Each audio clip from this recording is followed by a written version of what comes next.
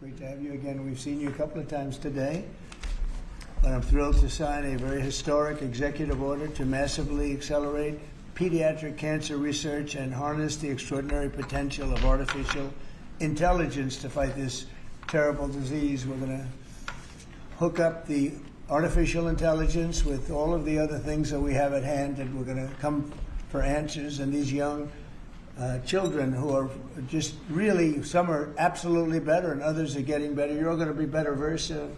So they won't even need it, I don't believe. I want to thank Secretary of Health and Human Services, Robert F. Kennedy Jr., who we see a lot of lately. You've been really active. It's been very active. Secretary of Education, Linda McMahon, who's so fantastic, and I guess we reached a deal with Harvard today, so we'll see how that. All you have to do is paper it, right, Linda? Just yes, sir. Paper it out. It'll be great, though. It's going to have to do with something that's very important to everybody.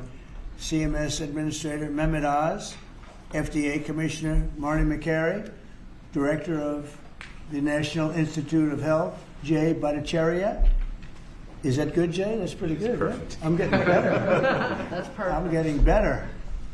Science and Technology Advisor Michael Kratsios, AI and Crypto Czar David Sachs. You're doing great, David. As well as a friend of mine, Stephanie McMahon, and her incredible husband, Triple H. You all know Triple H. I'm not going to fight that guy.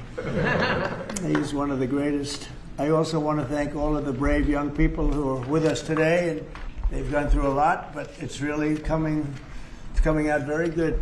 And I just gave them a beautiful coin. And we're going to save that coin, right? A beautiful coin. In 2019, I was proud to launch the Childhood Cancer Data Initiative. And I think Stephanie was a big factor, right, Linda? She was a big factor as to what we're doing right now. Absolutely. Which invested $50 million a year into pediatric cancer research. And today, in line with recommendations made by Secretary Kennedy and the MAHA Commission, we're doubling that investment, adding another $50 million to Childhood Cancer Data Initiative. We're doing that immediately. And we have a lot of money coming in with the tariffs. We've never had money like this coming in. We're a rich country again. We were a dead country 1 year ago, and now we're the richest country. We're hot. We're a hot country. So it's an honor to do that. In honor of all of you, we're doing that, okay? With this order, I'm also directing the federal government to fully utilize artificial intelligence to supercharge pediatric cancer research. It's pretty amazing what's happening. For years, we've been amassing data about childhood cancer, but until now, we've been unable to fully exploit this trove of information and apply it to practical medicine. Using cutting-edge AI, we will empower scientists and researchers to discover new treatments, cures, and prevention strategies. AI can also make groundbreaking trials and therapies, and it's just going to be so accessible to everybody, families all across the country. So it's going to be amazing. What's happening is amazing. And we have more AI. We're leading in AI. We're leading China by a lot. We're leading everybody by a lot. They're creating their own energy. We let them build their own energy plant because we don't have the energy. Nobody does to feed them. The amount of energy just the AI needs coming into this country is double what we have right now.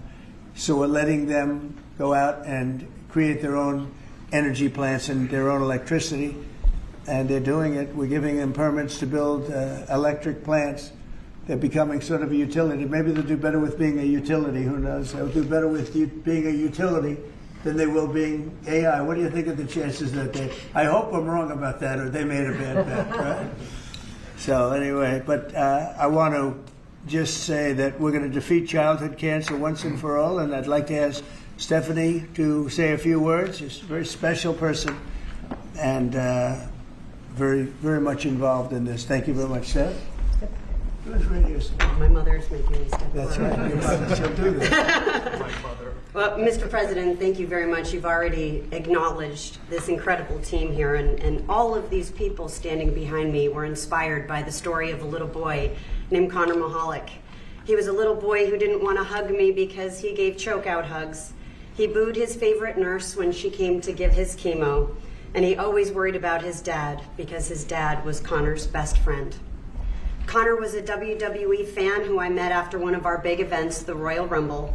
You could tell he was sick. He had a big scar that was running up the back of his neck and a lump on his head, but you would never know it from his personality. He told me about the t-shirt that he was wearing that was dragging on the ground because WWE superstar Sheamus, who's 6'5", had given it to him. Underneath that was his Daniel Bryan t-shirt, and underneath that was his Skylanders t-shirt because that was his favorite toy.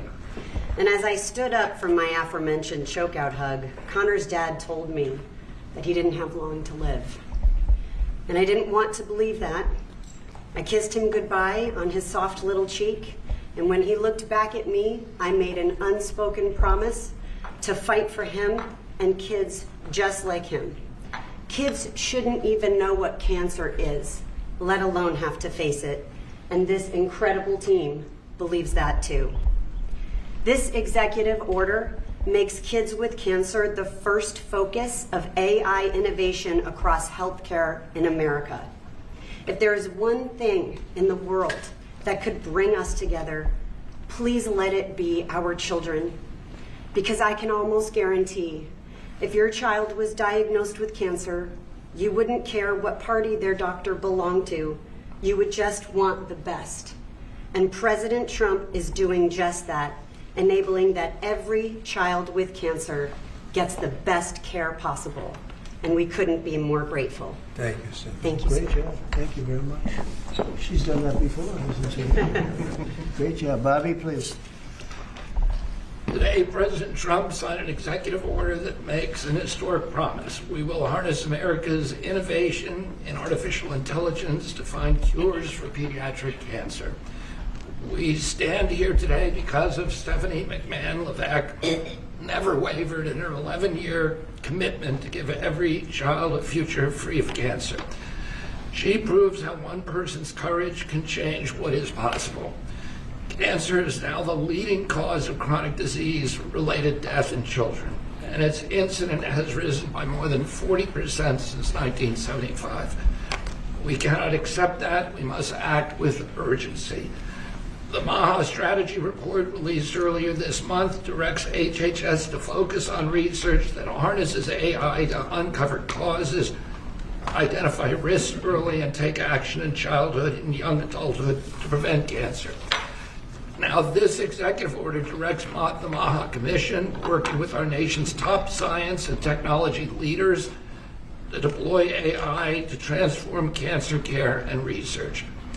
We will accelerate progress in the Childhood Cancer Data Initiative that President Trump launched in 2019, and that means building stronger data systems, using AI to decode complex biology, designing better clinical trials that deliver faster, more effective treatment for kids. The order doubles federal investment in the Child Cancer Data Initiative with an additional $50 million just this year. NIH will expand research while the private sector and universities will bring their best tools to the table. Together, we will ensure that every innovation, every breakthrough goes to work for our children. The order guarantees that AI will be integrated into HHS interoperability networks. We will make electronic health records and claims data work for patients and researchers. We're already doing that, and always with parents in control of their child's health information.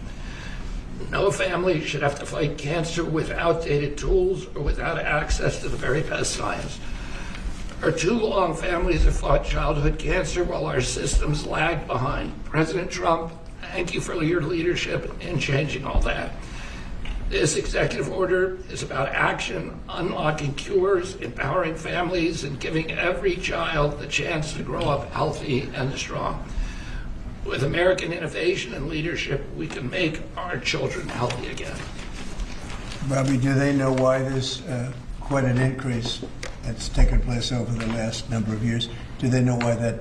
Do they have any idea why that's happening? We are doing that research, and Jay Bhattacharya can talk about that. We're doing that research now for the first time.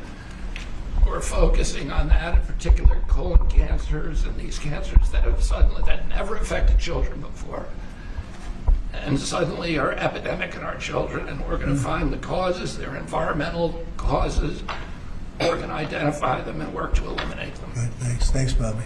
Jay, go ahead, please.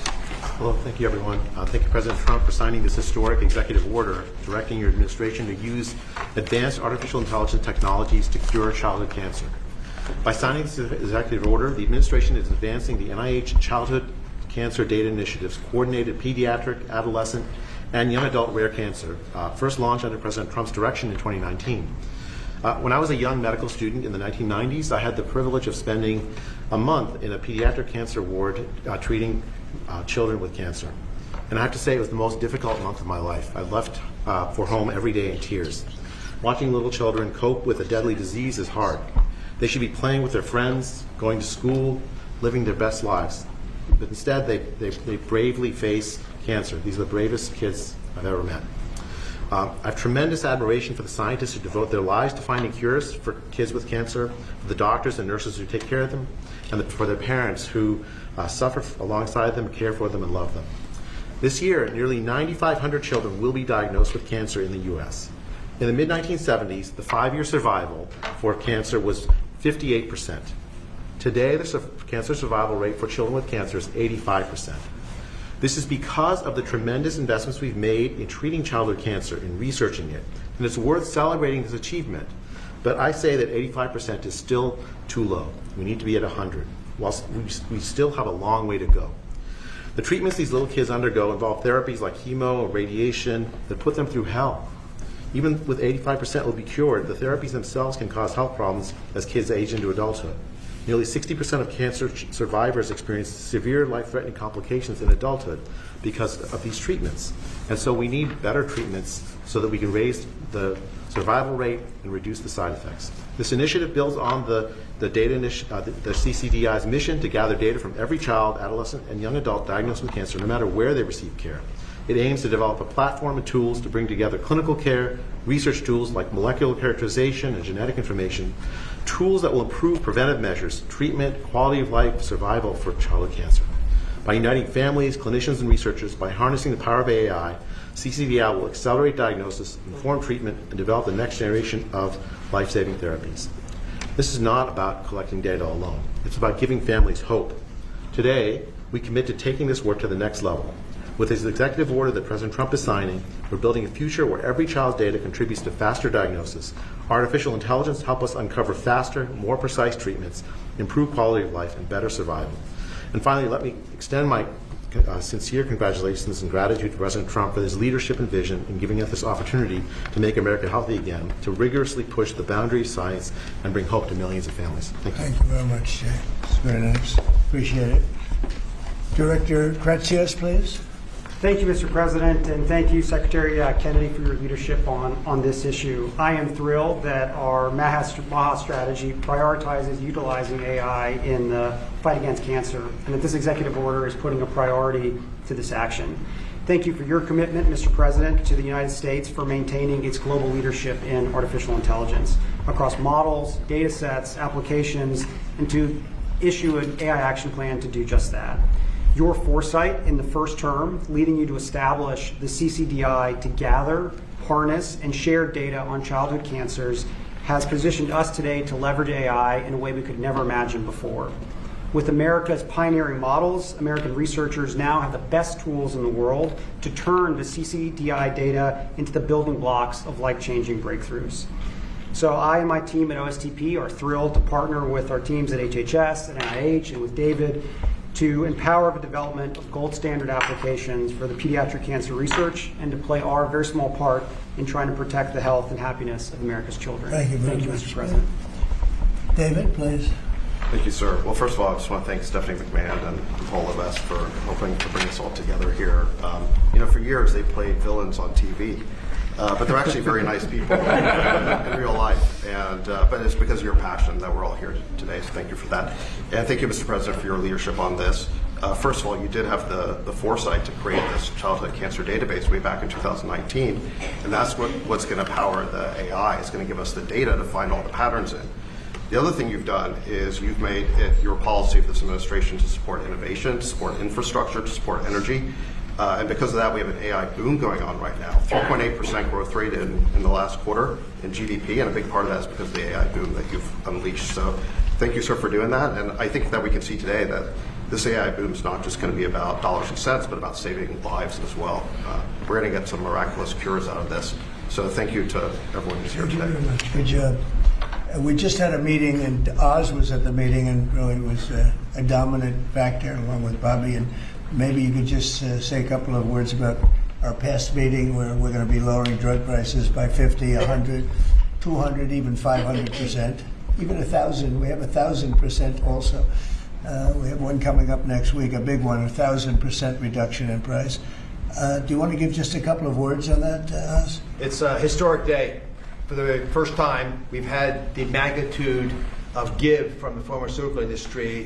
One of their leading lights, Alfred Boula and his company Pfizer, agreed, something the president has been pushing on since his first term and has been calling me quite frequently on speed dial over this term to make sure that Secretary Kennedy and I would seriously engage industry. They have agreed to several important concessions. First, we will have most favored nation drug pricing in this country for everyone on Medicaid. So our most vulnerable populations will not be forced to pay 3 times or more, 5, 6, 7 times more for the exact same pills in the same bottles as it costs in other countries. That'll make it a lot easier for governors to manage their budgets and shows again a distinct passion that the president has for helping people who are most vulnerable.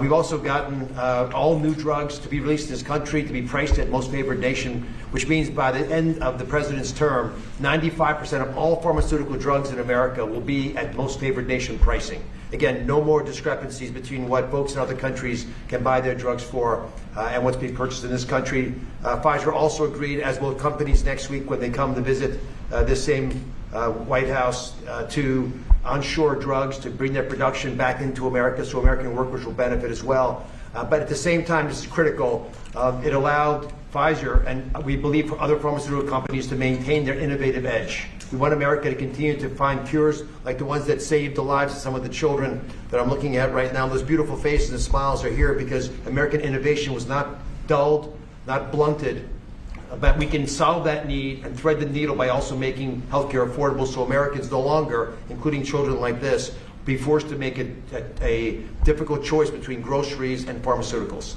And I must say, Mr. President, since this morning, if you just look at the stock market, there's been support of this decision made by the CEO of Pfizer. Their stock has benefited. So I think it was the right thing for the company, the right thing for the policies of this administration, which is a pretty cool place to work. But most importantly, it's the right thing for the American people. Thank you very much. And maybe we'll just finish it off with Linda because she's been such an incredible cabinet member and done such a good job. Maybe you want to say something about your unbelievable daughter and son-in-law because they've worked very hard on this. Well, thank you, Mr. President, for the opportunity to do that. I don't think that, any mother could be any more proud of all of the efforts that Stephanie's made in support also of Paul. Stephanie first talked about this 10 or 11 years ago after Lil Connor. And I remember one of the things that she said to me was, I really would like to somehow convene the people and the scientists who think outside of the box, because research is done in very standard terms. You do this, and yes, you have to do that. But she said, I really would like to tap into some of the most creative and inventive minds in the country to be able to look at research differently for pediatric cancer. And she did that. It took her about 10 years, and she kept tapping in and calling people, being pretty relentless about it. Driven herself by a mother's heart. And I couldn't be any more proud of the work she's done. I'm happy to stand by and be a supportive mom and be very proud of her today. Thanks. Good job you're doing. Thank you very much, Linda. Okay, any questions, please? Mr. President, as we inch closer to a government shutdown this morning, you said you might do a lot of layoffs. If DOGE is already reducing the federal workforce, why is it necessary to link more federal jobs cut to a shutdown? Well, the Democrats want to shut it down, so when you shut it down, you have to do layoffs. So we'd be laying off a lot of people that are going to be very affected, and the Democrats, they're going to be Democrats. As you know, this country, no country can afford to pay for illegal immigration, health care for everybody that comes into the country, and that's what they're insisting. And obviously I have an obligation to not accept that. That would affect everybody when I see what we're doing with AI and all the plants that are opening up in the country, $17 trillion is coming. And if you compare that to Biden had in 4 years less than $1 trillion. We have 17 trillion, more than that. I think it's going to be much more than that, David. By the end of this year, I think it's going to be far over that. It's a record. It's already a record in 8 months. It's a record by a lot.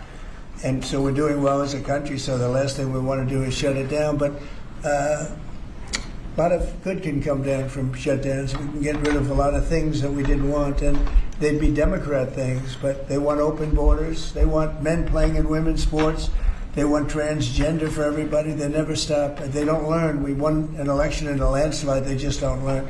So we have no choice. I have to do that for the country. Yes. You mentioned a deal with Harvard, Mr. President. What is that deal? Will they be paying the administration? Well, we're in the process of getting very close, and Linda's finishing up the final details, and they'd be paying about $500 million, and they'll be operating trade schools. They're going to be teaching people how to do AI and lots of other things, engines, lots of things. We need people in trade schools. I remember when I went to school, I had some people that weren't particularly good students, but they could take a motor or an engine apart blindfolded and put it back blindfolded, but they weren't too good at other things, and many of them ended up doing better than the people that were.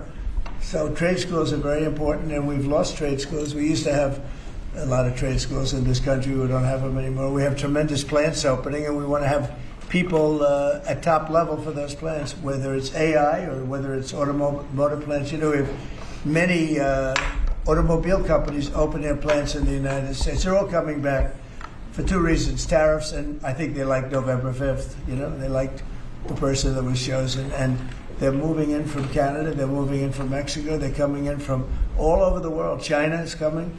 They're all coming, and that way they avoid paying tariffs. So, they're coming for that reason. So by opening up trade school, because we're going to need employees, we're going to need people with skill. And I think I can say, Linda, you feel the same way. By opening up trade school, this would be a giant trade school, series of trade schools. It would be run by Harvard. Now, this is something that we're close to finalizing. We haven't done it yet. But they'd put up $500 million. Interest and everything else would go to that account, meaning go to the trade school. And, it's a big investment in trade school, done by very smart people. And then their sins are forgiven. So we have a good chance of getting that close. Yeah, please. Mr. President Trump, thank you. I've been looking at this chart that you showed us earlier, since we left the Oval Office earlier. U.S. prices for brand drugs are 422% higher than in comparable countries. I'm young, maybe I'm inexperienced, but I think a lot of Americans are wondering, how did we even get here, being one of the biggest buyers? You got here by incompetent people sitting behind this desk. You had a lot of incompetent people. I did it, as you know. I started it in my first term. We rebuilt the military. We got the largest tax cuts in history. We did all these things, and we had the best economy in the history of our country during my first term. And by the way, this is blowing it away based on what we're seeing. But we got it by having people allow that to happen. And as you know, I started the process, but then when COVID came, we focused on COVID, not on this. And I said, if I ever go back and do it again, I'm going to make this a primary thing, because other countries are paying a fraction of what we pay for the same exact drug, same exact pharmaceutical, everything. And I said, no, it's not right. And the drug companies actually came along. Don't forget, they make 30, 40, 50 million a year, these people. They're very smart. And they had a lot of people convinced that, that's the way it has to be. They talked about research and development. We had to pay. I said, well, why isn't Germany paying? Why aren't other countries paying? And they always had a good answer, but it got to a point where I didn't like the answer anymore, and I said, we have to do this, and we did. And the team that we have with Oz and Bobby and Chris and all of the people that we had working on it, and I must tell you, Marty's been a big, wherever you may be, Marty, but Marty's been a big factor. We have a great team. There's never been a medical team like this, and I said, let's go do it. And then I did, as I said, I would bug them every single day, every week, because I said, we have to have, why should we be paying 10 times what another country's paying? And that was just an excuse, research and development. We do research and development. So now we're going to be paying Whatever the lowest price is, we're going to be paying that price. So it's a great thing. But there won't be anything that can have the impact on Medicare, Medicaid, Social Security, anything where you need pharmaceuticals, medicines. The numbers are going to come way down. Even Obamacare, which is terrible, it's not been good, as you know. It's a weak form of health care. But it'll be better because the medicine's going to come in at a very low price. Yes, please. Yes, Mr. President. It seems like every time you assemble your MAHA team and your cabinet members behind here in regards to health issues, it just keeps getting powerful. When I look at these young kids there and the weight that is on the world right now that you can lift by what you're doing. I've often said Trump could cure cancer and people would still criticize him. That's true. And it's true. What is your message to America that this potentially could bring us all together, get us on the same page and have unity? And I'd like to see if some of the kids or the parents have what it means to you to see President Trump get involved with this. Well, we've made tremendous strides in cancer research, far more than anyone has done. And we have the greatest minds, the greatest people working on it. And childhood, they call it childhood cancer. It's a very specific thing. And we really made a lot of progress. I think something that's going to allow us to make a lot of progress is the money we're saving on pharmaceuticals.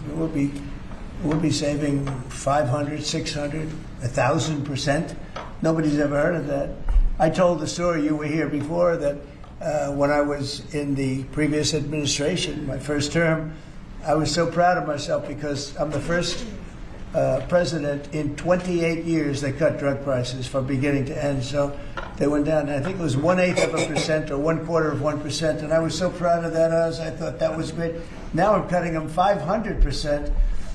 And I will say this, politically speaking, the people understand. Otherwise, I wouldn't have won in a landslide. I get 97% bad press, and I won in a landslide, which tells you the press has no credibility. But I will say that what we've done has been a great tribute to the people that's standing behind me in different forms.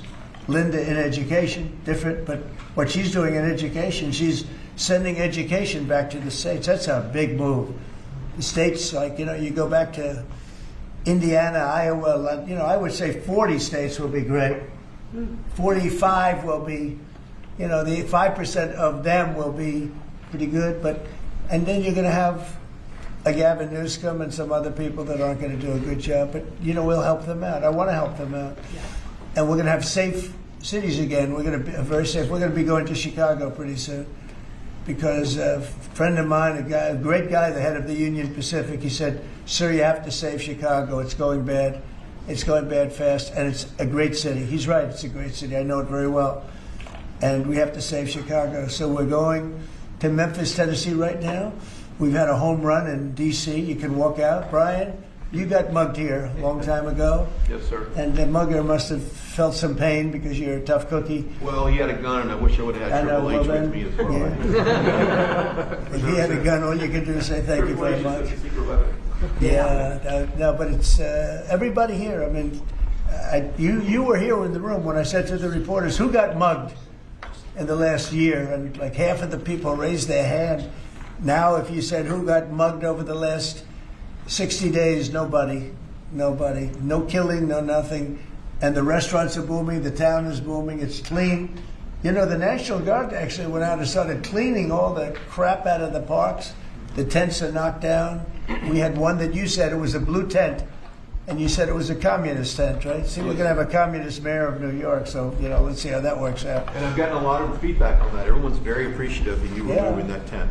You told me about a blue tent, and I said, I can't be there because we knocked them down. But this was a very highly sophisticated group of people that had permits and all the other things. Well, their permit expired. We knocked it down. It took, 24 hours less, maybe? Yes, sir. So I appreciate you telling me that. No, we have a great thing. The country is doing incredible. We are a hot country. The hottest. We're the hottest country in the world right now. Do the parents of the kids have anything they'd like to say? Yeah, that's a great question. Would you like to say something? I would. That's a good comment right there. That's the best comment you've made in a long time. Mr. President, good evening. I'm Josh Armstrong. My name is Josh Armstrong. I'm from West Virginia, and I'm the father of this amazingly brave and resilient little 6-year-old, Laurel. Laurel was diagnosed with leukemia when she was 2 years old, just before her 3rd birthday. And we went on to watch as she spent months in the hospital fighting for her life, as she received blood transfusions and platelet transfusions, as she fought off one potentially fatal infection after another. We watched as her body swelled and became painful from steroids, and then as it became frail and weak from chemotherapy. And we watched and we wondered why there aren't better treatments available, and we wondered what might happen if she doesn't get the drugs she needs, and we wondered why isn't anybody doing more. And on behalf of myself and all the parents that have watched and wondered, we'd like to say that what you're doing today gives parents like me and children like Laurel the one thing that we most desperately need, and that's hope. And Laurel's Hope doing that, well. and Laurel is, I'm happy to say Laurel's in remission today. That's good. She looks so beautiful. Thank you. She is beautiful. You feeling good now?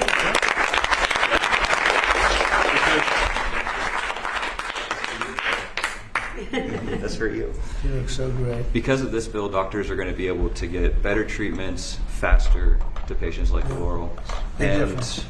because of you making children like her real children, not cases or statistics, but children like Laurel and all of these children here today, we have that hope. And we are so proud that you're standing with children with cancer and making it a national priority. It's very nice. Thank you, Mr. President. We're with you all the way. How about you? Back there, Dad? Actually, I'd like my daughter to speak. Could we let her I speak? like that much Caroline better. would like to speak. She's That's lost very her good. I'd like you to speak. Thank you. Good afternoon. My name is Carolyn Hendricks. When I was 4 years old, I was diagnosed with Ewing sarcoma, a pediatric bone cancer. 11 years later, I'm now 16 years old, and I'm doing great. What you're doing today, Mr. President, means that kids like me will get better options and so much more hope for the future. This will help doctors use technology to find cures faster, match patients to trials more quickly, and give our families more control over our health. For kids, every day counts. This order shows that our lives matter enough to be first in line for innovation. On behalf of children and young adults with cancer, those still fighting and those in remission like me, and families who wish that they had more time together, thank you for making us a national priority. Mr. President, because of actions like this, kids like me have the chance to grow up, to chase our dreams, and to live full lives. And that is the greatest gift anyone could ever give. Wow. That was so good.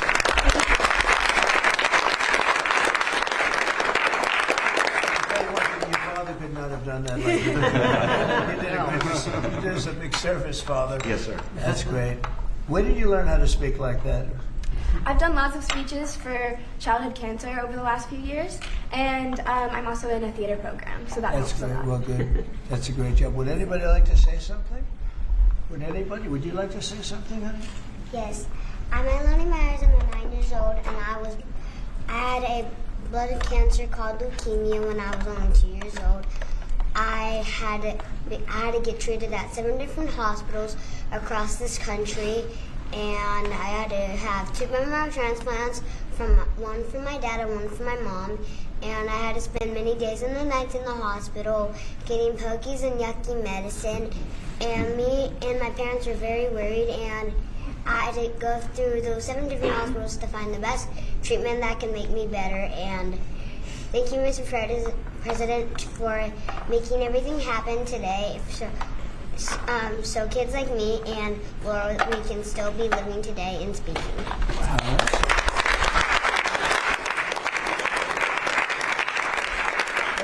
We're better than any of us have done. We're doing lousy.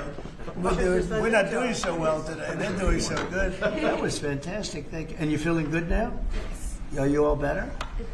You're pretty close, right? Yeah. Yeah, I hear you're going to do good. Anybody like to say something? Yes, sir. Go ahead. I've had a brain tumor since I was 4 months. Now I'm off all medicines. I'm a cancer survivor. I've had a brain tumor since I was 4 months, and I'm doing great. I'm 15 now, and I'm going to 10th grade. And you're going to be a football player, offensive lineman.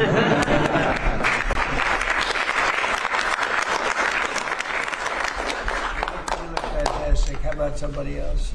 I love hearing this. I love hearing you talk because you talk better than any of us, right, Jay? Thank you, Mr. President. Well, I want to thank you all for being here. Amazing. We would have missed this. Thank you. But we're doing a lot for you, and you're all going to be better very soon. I don't think you're going to need any of the help that we're giving. It's going to be for the future. But I want to thank you for being with us, and I'm going to bring them back to a room. We have a room where we have lots of hats and things in the back, and we're going to, would you like to go back and we'll pick some nice presents? Yes. And we'll get rid of the wonderful people of the media. Do you like the media? They're nice, right? They have good days, right? They do, actually, they do. Thank you very much. That's beautiful. That's really good. And thank you. We're not going to top that, so I want to just thank you all very much. Thank you. Thank you.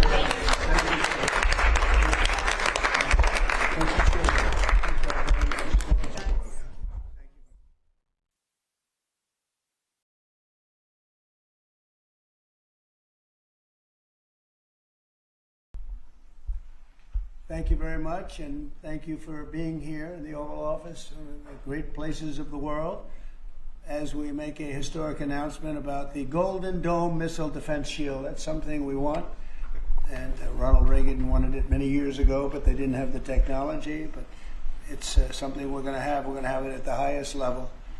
I want to thank Secretary Hegseth, who's been fantastic, and Secretary Rubio, and Space Force Vice Chief of Space Operations, General Mike Gutlein. I also want to recognize Senators Dan Sullivan, Kevin Cramer, and Jim Banks, fantastic senators, great talents, great political talents, and people that love our country.